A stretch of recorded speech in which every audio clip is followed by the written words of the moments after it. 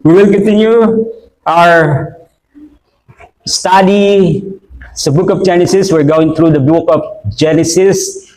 And this morning, open your Bibles at Genesis chapter 4. We will pick up verses 17 to 26. Last time, tinignan natin ang verses 1 to 16. And so let's continue. Start in verse 17.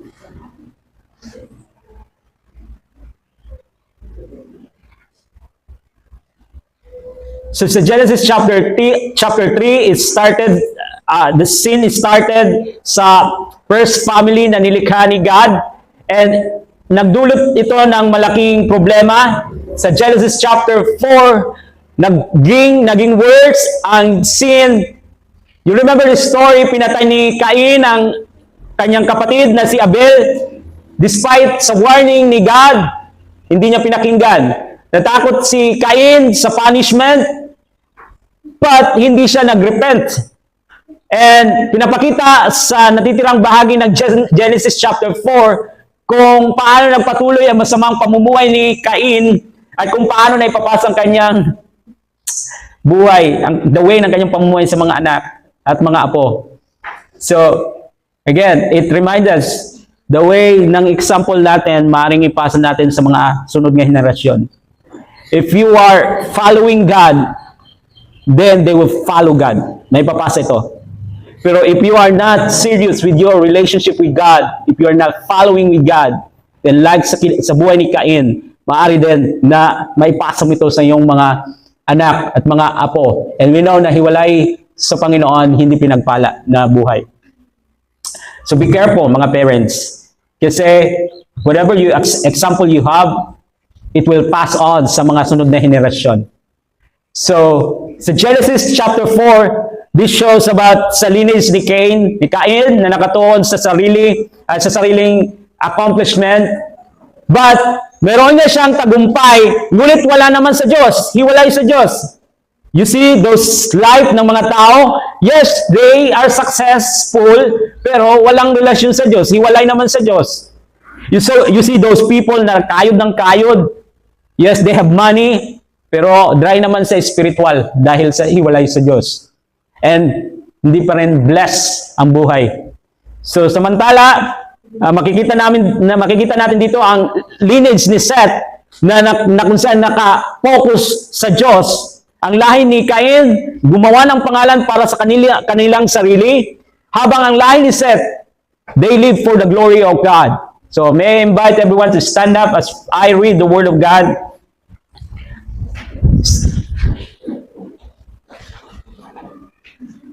Start sa verse 17 of Genesis chapter 4. Sinipingan ni Cain ang kanyang asawa, nagdalang tao ito at nagkaanak ng isang lalaki na pinangalan ng Enoch. Pagkatapos, nagtayo si Cain ng isang lunsod at ito'y tinawag na Enoch bilang alaala sa kanyang anak. Si Enoch ang ama ni Irad na ama ni Mehujael. Anak naman nito si Methusael na ama ni Lamech. Nag-asawa si Lamech ng dalawa, sina Ada at Sila. Naging anak ni Ada si Jubal, ang ninuno ng mga nagpapastol ng mga baka at ng mga tumitira sa tolda. Kapatid nito si Jubal na siya namang ninuno ng mga manunugtog ng alpa at flauta. Naging anak naman ni Zila si Tubal-Cain na ninuno ng lahat ng panday ng mga kagamitang tanso at bakal. Si Tubal-Cain ay may kapatid na babae si Naama. Sinabi ni Lamech sa dalawa niyang asawa, "Dinggin ninyo itong aking sasabihin, Ada at Zila, mga asawa kong giliw, may pinatay akong isang kabataan sapagkat ako'y kanyang sinugatan. Kung saktan si Cain, ang parusang gawad sa gagawa nito'y 7 patong agad. Ngunit kapag ako ang siyang sinaktan, 77 patong ang kaparusahan." Muling sinipingan ni Adan ang kanyang asawa at ito'y nanganak ng isa pang lalaki. Sinabi ng ina, "Binigyan ako ng Diyos ng kapalit ni Abel na pinatay ni Cain," at ito'y tinawag niyang Seth. Si Seth ang ama ni Enos. Noon nagsimulang tumawag sa pangalan ni Yahweh ang mga tao sa kanilang pagsamba. You can now be seated. So, sa Genesis chapter 4, may dalawang uri ng pamumuhay. The way of Cain and the way of Seth. Si Cain, He's an example ng mga taong hiwalay sa Diyos. He's an example ng mga taong lumalayo sa Diyos. At ang kanyang mga apo, yes, they progress, but apart from God, humiwalay or hiwalay sa Kanya. Now, si Seth naman is an example ng taong nananatiling sumasamba sa Diyos, nananatiling naglilingkod sa Diyos, nananatiling tapat sa Diyos. At ang kanyang mga apo ay patuloy na tumatawag at naglilingkod sa Panginoon. Napakagandang family na kung saan nagsimula sa father, sa leadership ng father, and of course, both parents, the godly, and then naipasa sa mga anak, na kung saan ang mga anak, they followed the footsteps ng kanilang mga magulang na may takot sa Diyos, sumasamba, naglilingkod sa Diyos. Hindi ba ganyan ang gusto nating ipasa sa ating mga anak sa susunod na henerasyon? And I understand sa mga tao, karamihan sa mga tao ngayon, ang kanilang ipasa more sa material na butang, na sila ay maging mayaman, sila ay maging successful. But don't you know na ang pinakahigit na kayamanan ay ang sumunod sa Panginoon? Ang higit na kayamanan ay ang Diyos, na may takot sa Diyos ang ating mga anak, na ang ating mga anak ay sumusunod, they love the Lord, parehas na sa atin na we love the Lord. If you don't love the Lord, then you cannot pass it on sa mga sunod nga henerasyon because you don't love the Lord. They will love money, they will love material things, sa mga bagay dito sa mundo, pleasure sa mundo. But if you love the Lord, then the same thing din na gusto mong maipamana sa kanila. You don't have kayamanan man, treasure dito sa lupa, pero ang pinakakayamanan na mahalagang maipasa sa kanila is ang ibigin nila ang Panginoon ng buong puso, kaluluwa, buong lakas. They would also follow the Lord, katulad ng iyong halimbawa, katulad ng iyong ginagawa. So, pinakita ni Cain at Seth ang dalawang paraan ng pamumuhay. Inuuna ba? So, the question is, inuuna mo ba ang iyong sarili? Or like kay Seth, o ang Diyos ang focus ng iyong buhay? Are you against sa Diyos or do you worship God? As a Christian, yes, tayo ay nabubuhay dito sa mundo. Family, tayo ay nabubuhay dito sa mundo. Pero hindi tayo tinawag na maging katulad ng mga tao na walang takot sa Diyos, na walang ang Diyos sa buhay nila. And so the question is, saan ka patungo? Saan ang direksyon ng iyong buhay? Palayo ba sa Diyos o papalapit sa Kanya? So let's look at the ways of Cain, ang landas na tinahak ni Cain. Tulad na nakita natin noong nakaraan, matapos patayin niya ang kanyang kapatid, tinanggihan ni Cain ang invitation ni God na mag-repent. Instead, sinasabi sa verse 16, dito sa chapter 4, iniwan ni Cain si Yahweh at tumira siya sa lupain ng Nod, isang lugar sa silangan ng Eden. So, lumayo si Cain sa Diyos, nanirahan sa Nod. And the meaning of that place is land of wandering. Dito, nagsimula ang isang lipunan na hiwalay sa Diyos. Grupo ng mga tao na hiwalay sa Diyos. Despite of this, dito sa Genesis chapter 4, we notice na binigyan pa rin ni God sila ng kanyang grace despite of their rebellion. And though they are temporarily nagtatagumpay sa buhay, yes, they're nagsasuccess sila, and that's a favor from God. That's favor from God, that's grace na tikang sa Ginoo. In fact, sinabi sa Matthew chapter 5 verse 45, Matthew 5:45, sapagkat pinasisikat niya ang araw sa mabubuti, gayon din sa masasama. If God is good sa mga believers, sa mga mananampalataya, mabuti rin ang Diyos sa mga hindi mananampalataya. Pinasisikat niya rin ang araw, nagpo-provide din siya sa kanilang mga pangailangan. Pero mas higit na pinagpala ang mga nasa Panginoon. And so, let me read it again, verse 45. Sapagkat pinasisikat niya ang araw sa mabubuti, gayon din sa masasama, at nagpapaulan siya sa mga matuwid at sa mga di matuwid. So, pinoprotektahan pa rin ni God si Cain kahit hindi siya nagsisi at tumanggi na sumunod sa kanya. Totoo na ang mga taong namumuhay ng walang Diyos ay maaaring magtagumpay. They will progress, magsasucess sila. Pero panandalian lamang ang ganitong tagumpay dahil wala ang Diyos sa kanilang buhay. Ang tunay na tagumpay ay nagtatagumpay na kung saan ang buhay mo ay hindi hiwalay sa Diyos, kundi nananatili kang malapit sa Diyos. So, anong uri ng pag-unlad dito? Kay Cain, nagsimula siya sa pagtatayo ng isang city. Nag-build siya ng city. Pansinin niyo sa verse 17. Sinipingan ni Cain ang kanyang asawa. Nagdalang tao ito at nagkaanak ng isang lalaki na pinangalan ng Enoch. Pagkatapos nagtayo si Cain ng isang lungsod at ito tinawag na Enoch bilang alaala sa kanyang anak. So nabanggit dito, immediately, suddenly nabanggit agad ang asawa ni Cain. But walang detalye kung paano or kailan na nagkaroon siya ng asawa. Ang tanging sinabi lamang dito ay nagkaroon siya ng asawa. And according sa chapter 5 verse 4, nagkaroon pa si Adan ng marami pang anak na lalaki at Eva. And so malamang na mula sa kanila nagmula ang asawa ni Cain kasi dumami pa ang anak ni Adan.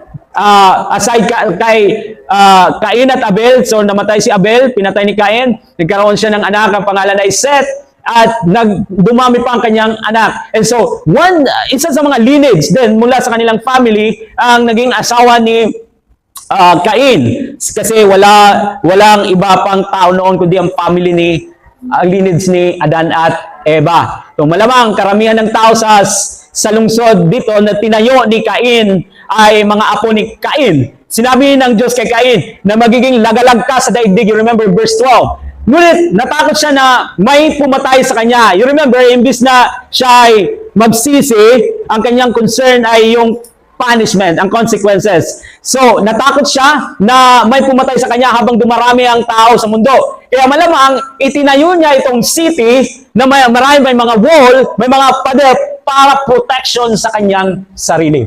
Naintindihan natin? So, nagtayo si Cain ng isang city at tinawag itong Enoch bilang alaala sa kanyang anak. Pinangalanan niya ang lungsod upang gumawa ng pangalan para sa kanyang pamilya. Bagamat tila umuunlad at nagtatagumpay si Cain sa pag-build ng city, panandalian lamang, let's remember, panandalian lamang ang tagumpay na ito dahil kung wala ang Diyos, hiwalay sa Diyos, hindi ito mananatili. Okay? At hindi ito ang tunay na pagpapala kung hiwalay sa Diyos. Isa sa katangian ng kasalanan ay ang kayabangan. One of the characteristics of sin is pride. Okay? Ang lusod ni Cain, literal na encampment, it shows na sinusubukan niyang ipagtanggol ang sarili against sa Diyos. Okay, Cain, dahil pinatay mo ang iyong kapatid na si Abel, may punishment, may papatay sa iyo. But I give you favor, my grace, mayroong marka na kung saan it will be a symbol ng protection sa iyo. Pero parang sinasabi niya dito na hindi ako kampante sa sinasabi mo, Panginoon. So I will build a city and build a wall for protection sa aking sarili. So, parang sinasabi niyo hindi ko kailangan ng Diyos. Kaya magtataya ko ng sariling lungsod na hiwalay sa Diyos. Remember this, I want you to know nga wala nang mas kayabangan sa buhay ng tao o mas prideful kundi ang sabing hindi ko kailangan ng Diyos sa buhay ko. Or to live na hiwalay sa Diyos, mamuhay ng hiwalay sa Diyos. Binanggit sa Genesis chapter 4 verse 18 ang ilan sa mga apo ni Cain. Notice in verse 18, si Enoch ang ama ni Irad na ama ni Mehejael. Anak naman nito si Methusael na ama ni Lamech. If we will compare between sa lineage ni Cain at sa lineage ni Seth, we see na hindi nila tunay, yung lahi ni Cain, hindi nila nakilala ang Diyos, ang buhay na Diyos. Hindi ang Diyos ang sentro ng kanilang buhay. They are busy building for themselves sa kanilang mga sarili. Busy para sa kanilang paghahanap buhay. Busy para sa kanilang sarili. And so, ang Panginoon, ang Diyos ay hindi sentro. Walang panahon sa Diyos. Hindi nila kinikilala ang Diyos. Mas nakatuon sila sa pagpapalaki ng kanilang pamilya, pagtatayo ng lungsod, paghahanap buhay, at pag-unlad ng kanilang culture at, mga invention. So, can build a city. Okay? Another thing that we see is ang kaunlaran ng kanilang lipunan. Sa verse 19, narating ang ikapitong henerasyon mula kay Adan, 7th generation. Dahil and we know, based sa Bible, ang pito ay simbolo ng completeness, pagkakumpleto. Now, interesting, Si Lamech ang pinakakumpletong halimbawa ng lahi ni Cain. Sa kanya at sa kanyang mga anak, makikita ang parehong tagumpay. Nagsasucess nga sila. At the same time, nasa kanila ding pamumuhay ang paggawa ng kasamaan. Una, makikita natin ang kanilang mga nagawa. Tingnan ninyo sa verses 19 to 22. Follow with me as I read. Verse 19, nag-asawa si Lamech ng dalawa, sina Ada at Sila. Naging anak ni Ada si Jabal, ang ninuno ng mga nagpapastol ng mga baka at ng mga tumitira sa tolda. Kapatid dito si Jubal, na siya namang ninuno ng mga manunugtog ng alpa at plauta. Naging anak naman ni Zila si Tubal-Cain, na ninuno ng lahat ng panday ng mga kagamitang tanso at bakal. Si Tubal-Cain ay may kapatid na babae, si Naama. So, ang lahi ni Cain ay nagdala ng progress, pag-unlad, lumalaki ang populasyon, pamilya, may lungsod. So, dito nagsimula ang pagpapastol. Ang pamumuhay, ang paghahanap buhay bilang pastol, pag-aalaga ng mga tupa. Si Jabal ay pastol, si Jubal ay musikero. Dito nagsimula ang music, nag-start. Si Tubal-Cain ay panday ng tanso at bakal. So, nag-progress ang kanilang mga invention at ang kanilang mga skill. Napansin nyo? Bagamat nasa ilalim ng sumpa si Cain at ang kanyang mga apo, you remember the prophecy, yung seed mo ay magiging kaaway ng binhi ng babae. But still, nanguna sila when it comes to progress, sa success, sa technology, sa lipunan, at sa sining. It's the same sa mundo natin ngayon. May pamilya, may lungsod, may kultura, at trabaho, nag-aasawa, nagkakanak, nagtatayo ng community, pinapaunlad ang kanilang buhay at karera. Kung ang lahat ng mabubuting bagay, family, job, lungsod, kultura, ay ginagawa ng hiwalay sa Diyos, then it becomes illusion. Huwad na progress. Huwad na success. And we observe na sinisikap ng mundo na punuin ang kakulangan sa buhay ng hiwalay sa Diyos. Nawala ang Diyos gamit ang mga pagpapalang ibinigay mismo ng Diyos. Ang problema, ang mga mabubuting bagay na ito ay nagiging masama kapag hiwalay sa Diyos. Wala ang Diyos sa buhay ng tao. Ang mga anak ay maaaring maging marahas tulad ni Lamech.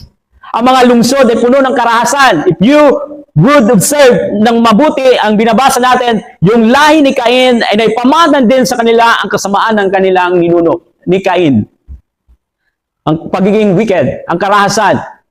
Ang kultura ay nagagamit sa pagpapalaganap ng kasamaan at ang pamahalaan ay maaaring gamitin upang apihin ang mga tao.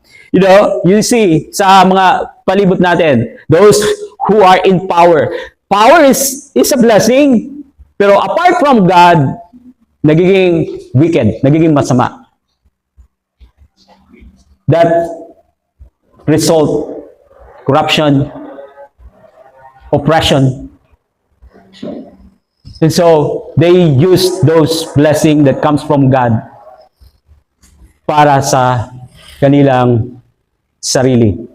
Ang mga tao ay naghahangad at nagsisikap ng kapangyarihan dahil sa kasakiman. Hindi ang kultura, hindi ang teknolohiya ang problema. Ang problema ay kapag lahat ng ito ay ginagawa nang wala ang Diyos sa buhay ng tao. It becomes wicked. It becomes masama.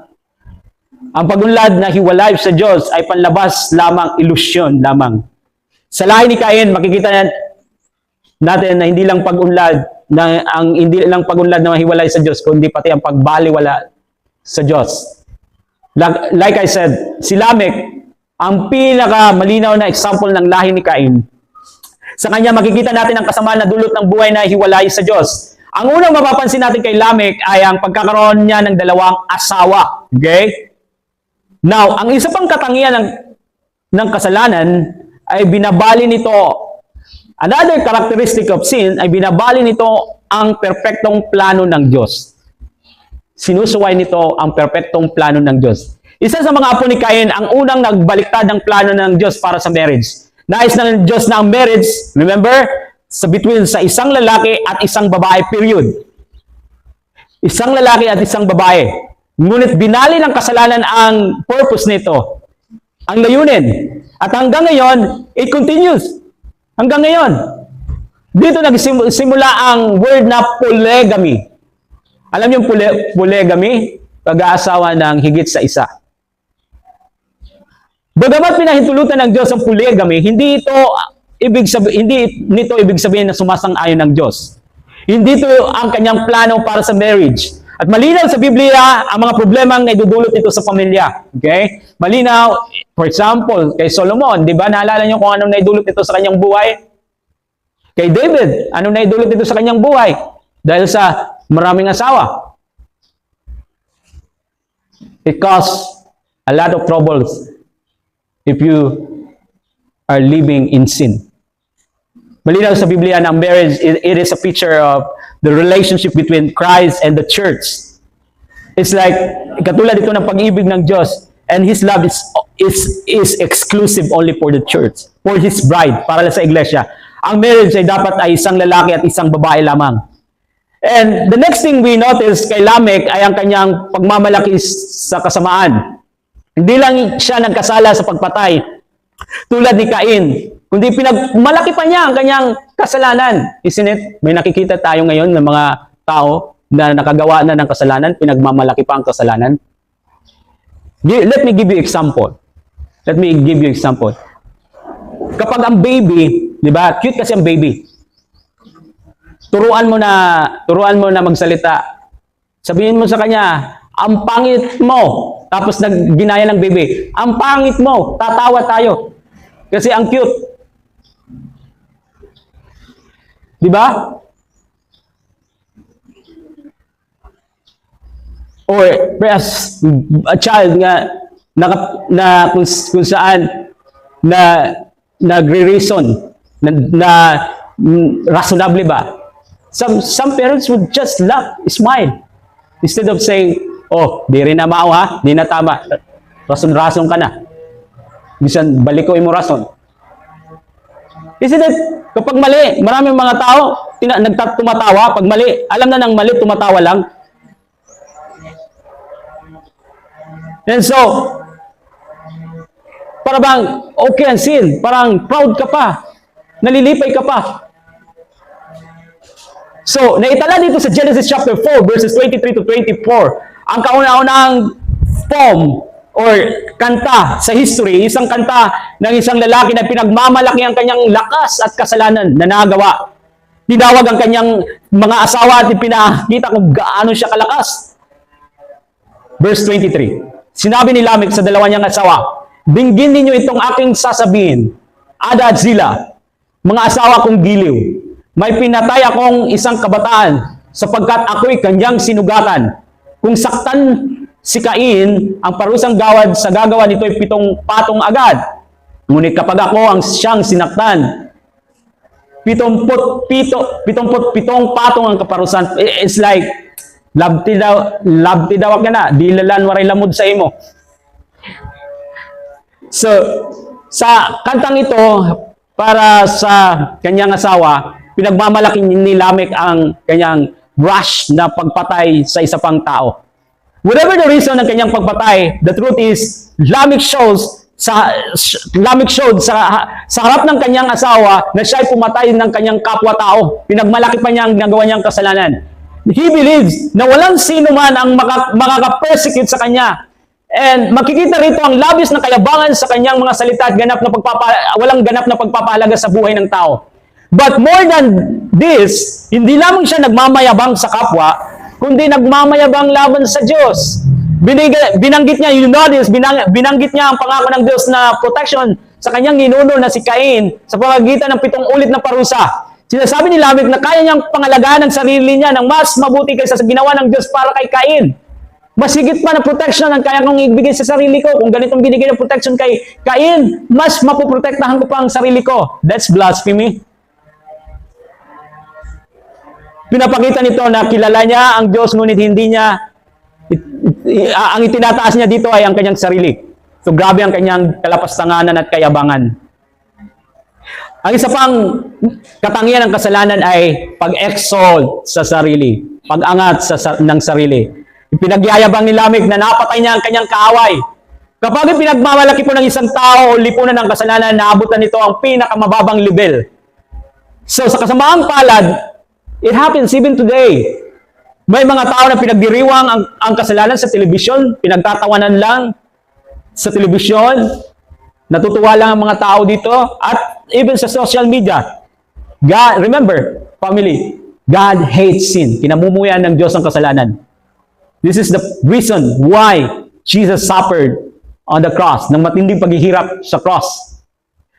Bagamat dapat tayong maging mahabagin sa mga taong makasalanan katulad natin, dahil tayong lahat ay nangangailangan ng habag, but hindi natin dapat natanggapin at ipagmalaki ang kasalanan. We see here kung paano bumagsang sa spiritual at moral ang sinaunang sibilisasyon dahil sa pagsuway sa Diyos at kayabangan or pride. Ang lahi ni Cain ay nag-progress, ngunit kasama dito naging ang kasakiman, kasamaan at karahasan. Now let's proceed sa pangalawang landas. So this is the way of Cain. Now let's go to the way of na tinahak ni Seth. Verse 25. Muling sinipingan ni Adan ang kanyang asawa at ito'y nanganak ng isa pang lalaki. Sinabi ng ina, binigyan ako ng Diyos ng kapalit ni Abel na pinatay ni Cain. At ito'y tinawag niyang Seth. Si Seth ang ama ni Enos. Noon nagsimulang tumawag sa pangalan ni Yahweh ang mga tao sa kanilang pagsamba. So, even though there seems to be wickedness, may wickedness na naghahari sa mundo, ano ang dapat na gawin ng mga believers, ng mananampalataya? Pinakita sa atin sa lahi ni Seth ang isang halimbawa. Una is, paniniwala sa mga pangako ng Diyos. Paniniwala sa mga pangako ng Diyos. Hindi siguro na, if you will imagine, para sa kay Adan at Eva, hindi siguro naging madali na magkaroon ng isa pang anak. So, remember, ang kanilang panganay na anak ay mamamatay tao, and ang kanilang pangalawang anak ay patay na. And so, bakit pa susubukan magkaroon ng isa pang anak? Diba? Ngayon, ay hindi maka-move on sa, sa mga sakit na naranasan. Maliban lang kung may Panginoon ka sa buhay mo. Ngunit, naniniwala sila na ito po ay kalooban ng Diyos. So, this is the will of God na magtatag ng pamilya na magpapatuloy ng kanilang pananampalataya sa hinaharap. I love that. This is the will of God to establish a family na magpapatuloy ng kanilang pananampalataya sa hinaharap. Ang pangalang Seth, it means itinakda, itinalaga. Tinignan nila si Seth bilang isang kaloob ng Diyos at isang bagong simula pagkatapos ng trahedya na nangyari kay Abel. God promised na ang isang seed na magbumula sa babae na siyang dudurog sa serpiente, kay Satan. And so, naniwala si Eva sa pangako ng Diyos at sinabi, sapagkat itinalaga ng Diyos sa akin ang isang pangbini, ipapalit kay Abel na pinatay ni Cain. And so, his name ay tatawagin ko siyang Seth. Naniwala si Adan, pati si Adan naniwala sa promise na ito, na ang binhi ng babae na magwawagi laban kay Satanas ay darating sa pamamagitan ni Seth. So, pinagpala ang kanyang pananampalataya kahit hindi niya ito nakita mismo sa panahon niya, sa sarili niyang buhay. But we know, sa New Testament, pinakita sa takdang panahon, pinanganak ang pinangakong binhi ng babae na dudurog sa ulo ng kaaway ni Satanas. And we can trace na ang lahi niya ay nagmula sa lahi ni Seth. Okay? Pabalik kay Adan. Si Jesus Christ. It shows also sa atin na lahi ni Seth ang isa pang halimbawa. Pagdepende sa Diyos. Verse 26, tingnan nyo. Si Seth ang ama ni Enos. Ang pangalang Enos, it means mortal na tao. Nagsimula ito sa salita na ibig sabihin ay weak. Hindi gumagaling na may sakit. Imagine, ang pangalan mo ay Enos, tapos ang meaning ng pangalan mo ay weak, hindi gumagaling na sakit. And so, sa halip na ipagmalaki ang lakas na ginawa ni Lamech, inadmit ni Seth ang kahinaan sa pamagitan ng pagpangalan sa kanyang anak na Enos. Itinuturo sa atin ng Diyos na ang pananampalataya at pagdepende sa Kanya ay dapat na manatili sa atin sa panahon ng ating kahinaan. So dapat na, you say, Lord, I'm weak, I have struggles, but I depend on you. Nagdidepende ako sa iyo at hindi sa aking sarili. I trust on you, God. So, now, ang lahi ni Seth ay isang malinaw na example po. Isa pang malinaw na example about sa lahi ni Seth ay ang pagsamba sa Panginoon, verse 26. Noon nagsimulang tumawag sa pangalan ni Yahweh ang mga tao sa kanilang pagsamba.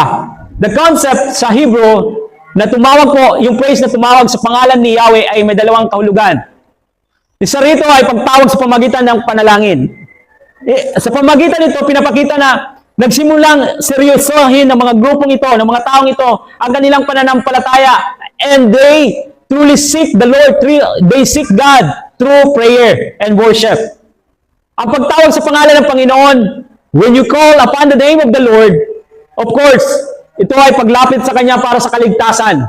Whoever calls on the name, remember sabi sa salita ng Diyos, whoever calls on the name of the Lord will be saved. Kaya na tayo ay nabubuhay sa panahon na puno ng kasamaan. Hindi pa huli ang lahat para tawagin ang pangalan ng Panginoon. Sabi ng Biblia na maliligtas ang lahat ng tumatawag sa Kanya. Now, ang salitang call, tumawag, maaari ring mga hulugang i-proclaim, ipahayag sa publiko. Pagkat sinabi ni Moses sa Deuteronomy chapter 26 verse 17, ipinahayag, or other word sa tumawag, ipinahayag ninyo ngayon na si Yahweh ang inyong Diyos. Lalakad kayo ayon sa kanyang daan, susundin ang kanyang mga tuntunin at papakinggan ang kanyang tinig.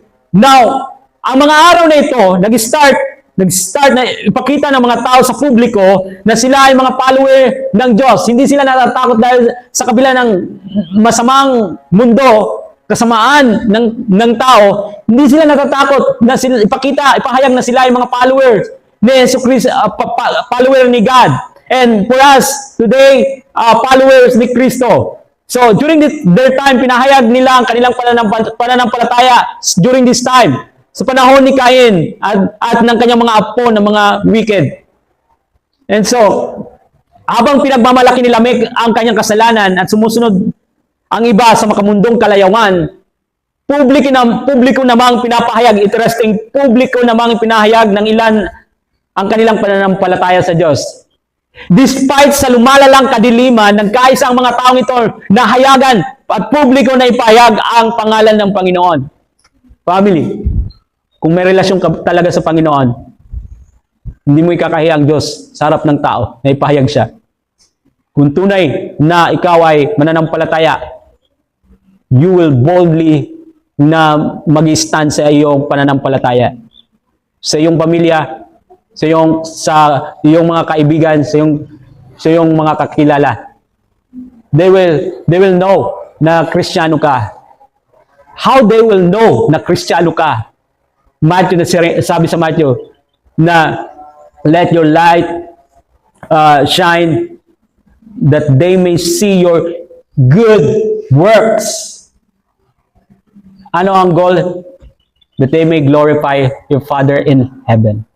Many people today are showing their good works. There's nothing wrong na mga ginawa na sabihin ng good works, i-proclaim ang good works. Maliban lang kung ang desire mo, ang goal mo is to glorify God, not yourself. Okay? That's what it says sa Matthew. Let your light shine, or let your light shine upon those mga tao na walang relasyon sa Diyos.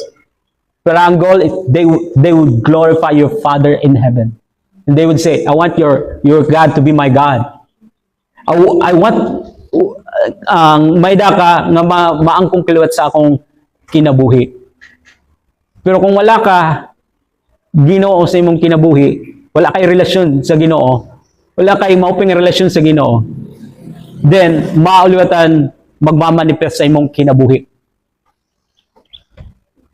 You're not excited na ipahayag siya. You're not excited sa mga buruaton sa Ginoo. You're not excited to open your Bible. You're not excited to pray. You know why? Because you don't have a good relationship, or perhaps ang isa pa is you don't have talaga relasyon sa Ginoo. Okay, if kung may tunay kang pananampalataya, kung mananampalataya ka, hindi ka mahihiya, matatakot na ipahayag ang iyong pananampalataya sa Diyos. Sa kabila, we notice here, sa kabila ng lumalalang kadiliman, nagkaisa sa mga taong ito na hayagan at publiko na ipahayag ang pangalan ng Panginoon. This is the picture of the church. This is the picture of us. Picture of believers. We are called sa labas. Tinawag tayo sa labas. Tayo na tumatawag sa Panginoon. Dapat na ipahayag ang kanyang pangalan sa mundong naliligaw, sa mundong ito na pasama ng pasama. Sa gayon ay maligtas sa mga tao na nasa kadiliman kung tatawag sila sa pangalan ng Panginoon at sasampalataya sa Kanya. And also we want to include sa ating, in fact we pray sa prayer meeting natin. Lord, even sa private, mga prayer, sa mga leaders, this is our prayer. Lord, raise up a generation, mga henerasyon na kilala ka, kinikilala ka sa kanilang buhay at buong tapang na ipapahayag ang Panginoon at ang Kanyang salita. This is our prayer. Because, I don't know, maybe perhaps some like the old generation in the wilderness, they always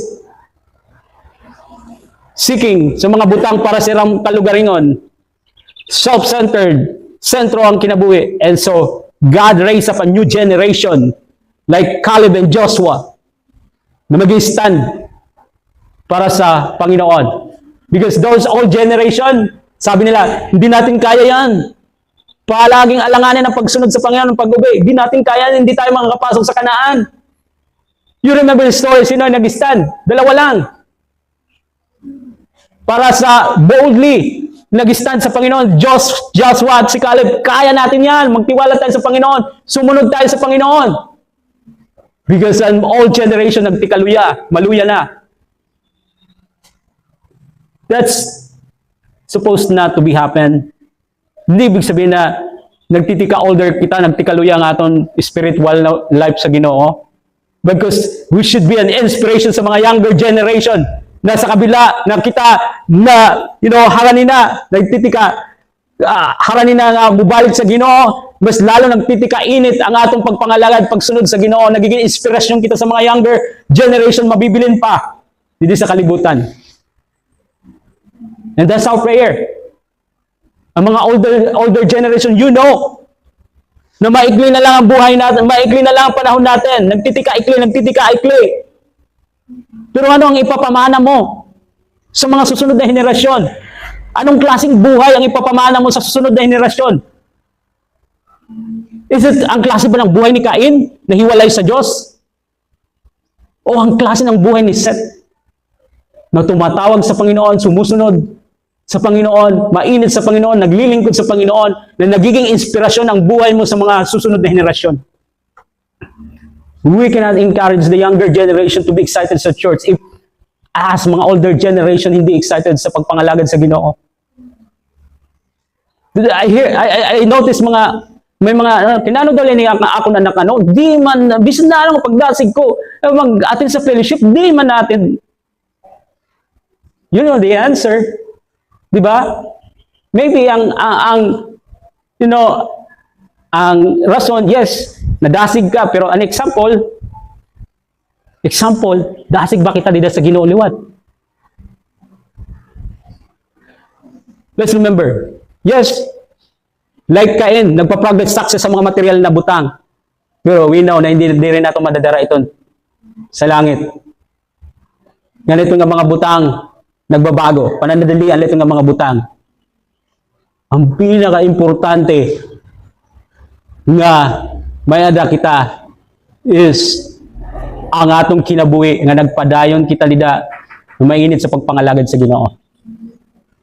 Kung ang imong unod, yes, nagtikaod kita, nagtikaluya ton unod, pero dili ang espiritu naton diha sa Ginoo. Amen? So,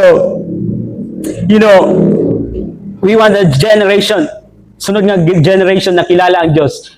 There are also, ining parents, wala na, balik sa Ginoo. Tapos, ang iyang mga anak, nangalagad sa Ginoo. May mga siton nga na senaryo. Sila nangalagad yes, they are believers, pero dili kanang believers na grabe kadasig sa Ginoo. We know na ang kaluwasan, this is not based on aton sa aton performance. But, by grace alone, sa diyang gihibutang nato natong pagtuo sa gibuhat ni Jesus Christ. But of course, it will produce mga mag-upay nga fruit. May mga bunga mag-upay sa aton kinabuhi. So, we don't want to leave this earth nga ang mga sunod generasyon naton mga anak, bayaan naton nga dili sila mga lagad sa Ginoo. Mayaman sila pero di nangalagad sa Ginoo, may kwarta nga sila pero di nangalagad sa Ginoo. Ganahan kam siton? May mga like kay Cain, may mga they're successful sa material nga butang pero bulag naman sa Ginoo, hiwalay sa Dios. And so, and perhaps some of you, the younger generation, you are the answer sa panalangin na ito, na a generation nakikilalanin ng Diyos sa buhay nyo, susundin ng Diyos, mamahalin ng Diyos para sa revival. Maging instrumento kayo ng revival at transformation ng ibang tao. God wants to use you to bring revival and transformation sa buhay ng ibang tao. But revival and transformation nagsisimula sa iyo muna. You cannot expect transformation and revival sa ibang tao na hindi nangyayari sa iyo. Hindi mo naranasan sa buhay mo. Murag di maupay kitaon. Karuyag mo mabago ang ibang tao mo asawa, pero sa imong kalugaringon walay revival transformation. Di rin maupay kitaon karuyag mo magkamaya na revival transformation imong kakilala, imo bugto o sino man iton, pero sa imo walay transformation and revival. It starts sa atin ang transformation and revival. If we will seek the Lord and love Him with all our heart, mind, and soul. But now, this is the important question before we close. Anong landas ang tatahaking mo sa buhay mo? Ikaw ang pipili. Anong landas ang tatahakin mo sa iyong buhay? Pipiliin mo bang landas ng lahi ni Cain, isang buhay na maaaring puno ng tagumpay, pagunlad, pagkilala ng mundo, palakpak ng tao, pero ang buhay naman ay hiwalay sa Diyos. Isang buhay na abala sa sariling pangarap at ambisyon hanggang sa unti-unting masanay na ang puso sa kasalanan at mawala ang pangangailangan sa Panginoon. Maaring mag-progress ka, maaring umunlad ang tao, mag-success sa paningin ng mundo. Ngunit kung wala ang Diyos, nananatiling walang tunay na kapayapaan at kabuluhan ang lahat. Naalala nyo si Solomon? Remember the story? Nasa kanyang lahat, pera, mga ari-arian, material na bagay, katanyagan. Anong conclusion niya sa katapusan ng sulat niya? Matakot ka sa Diyos. Obey His commandment. Ang Diyos ang pinaka-importante na kayamanan sa buhay ng tao. So that's yung buhay ni Cain, hiwalay sa Diyos. Or, pipiliin mo ang landas ng lahi ni Seth. Ang landas ng pagpapakumbaba at paglapit sa Diyos. Ang landas ng pagkilala, Lord, I'm a sinful man and I need your mercy. Ang landas ng pagtawag sa pangalan ng Panginoon. Pag-ahanap ng kanyang kalooban. I want to know your will sa buhay ko and I want to obey your will. At pagtitiwala sa Kanya higit sa sariling kakayahan. Ang tunay na tanong ay hindi kung magiging matagumpay ka sa buhay. Let me repeat. Ang tunay na tanong ay hindi kung magiging matagumpay ka ba sa buhay, kundi ang tunay na tanong ay kasama mo ba ang Diyos habang tinatahak mo ito? Sapagkat walang saysay ang tagumpay, kayamanan o karangalan kung ang puso at buhay mo naman ay malayo sa Kanya. Once again, let me ask you, or rather, ask yourself, and you need to decide, aling landas ang pipiliin mo? Ang landas ni Cain o ang landas ni Seth? If you would choose the way of Cain, yes, you have material things, but hindi ka tunay na blessed. Dahil hiwalay sa Diyos at wala kang malapit na relasyon sa Diyos, hindi mo kasama ang Diyos sa buhay mo. But if you will choose the way of Seth, we are assured, we know, ito ang tunay na pinagpala na buhay. May I invite everyone to stand up as I close in prayer. Panginoon, naway makilala kami na tumatawag sa iyong pangalan. Mga tao na mahilig sumamba at mahilig manalangin at ipahayag ang iyong pangalan. Luwalhatiin ka. Maluwalhati ka sa buhay ng bawat isa na naririto ngayon. At ipaunawa mo sa bawat isa na kailangan ka namin. Alisin mo sa aming nais ang makamundo na hangarin upang magawa namin na mamuhay ng ayon sa iyong kalooban at para sa iyong kaluwalhatian. Panalangin rin po namin na mag-raise up ka ng generation, nakikilalanin ka, magpatuloy ang henerasyon mula sa simbahan ito na iyong sinimulan, mula sa bawat pamilya na sinimulan mo ng maganda. And we claim that your promise, ang iyong sinimulan na mabuti ay magpapatuloy hanggang sa iyong pagbabalik. Or either way, hanggang kami ay bumalik sa iyo, Panginoon. Continue to raise up generation, Lord. Nakikilalanin ka at buong tapang na ipapahayag ang iyong biyaya, ang iyong ginawa doon sa cross, ang biyaya, ang kaligtasan, ang iyong salita. At nawa ang bawat isa na narito, na nakakilala sa iyo, ay maging patuloy na maging faithful at maging bold na ipahayag ka na hindi nahihiya at natatakot. To stand sa pananampalataya, to stand para maluwalhati ka, maparangalan ka sa buhay nila. And para sa pagbabago at kaligtasan sa mga membro ng pamilya namin na wala pang relasyon sa iyo, o sa mga taong nais naming ilapit sa iyo, sa mga taong dinadalaan mo sa harapan namin na nais naming lapit rin sa iyo. Father, tulungan mo kaming makita kung anong landas ang aming tinatahak. Patawarin mo kami sa mga panahong pinili naming mabuhay na parang sinasabi namin na kaya namin ang lahat ng wala ka. Father, ayaw naming tahakin ang landas na ito na hiwalay sa iyo. Ang landas ng pagmamataas. Ang landas na pagtitiwala sa sarili. Ang landas na kinakalimutan ka na. Ang landas na abala sa sarili namin pero walang nagagawa para sa iyong kaluwalhatian. Turuan mo kaming manatiling mapagpakumbaba at hindi mapagmataas at kilalanin ang aming pangangailangan sa iyo. And please, Father, ipaalala mo rin sa amin na walang tunay na kabuluhan ang anumang tagumpay kung wala ka sa aming buhay o kung hiwalay kami sa iyo. Ito ang panalangin namin sa makapangyarihang pangalan ni Jesus. Amen. Amen.